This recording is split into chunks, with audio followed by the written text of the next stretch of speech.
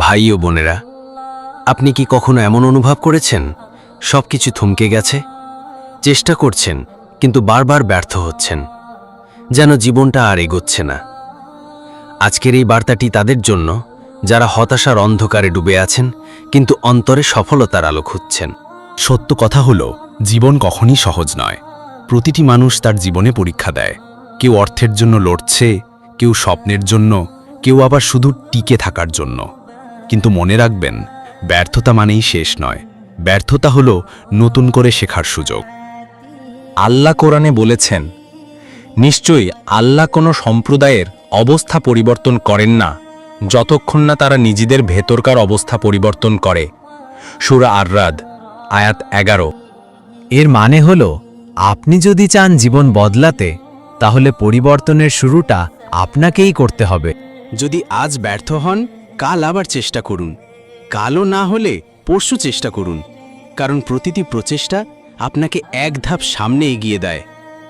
সফল মানুষরা একদিনে বড় হয়নি, তাদেরও কষ্ট ছিল, চোখের জল ছিল, একের পর এক ব্যর্থতা ছিল, কিন্তু তারা থামেনি। তারা যতবার পড়েছে ততবার উঠেছে, এবং একদিন তারাই হয়েছে উদাহরণ।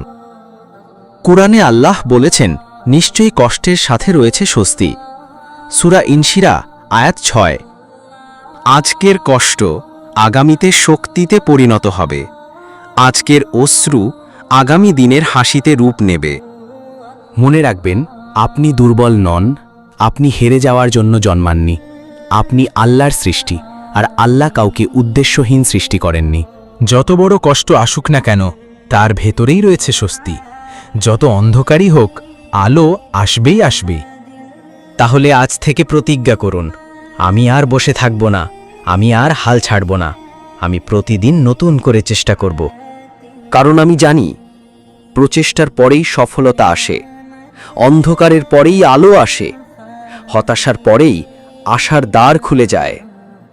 হে আল্লাহ, আমাদের অন্তরে শক্তি দিন, আমাদেরকে ধৈর্যশীল বানান, আর আমাদেরকে দুনিয়া ও আখেরাতে সফলতার পথে নিয়ে যান। আমিন।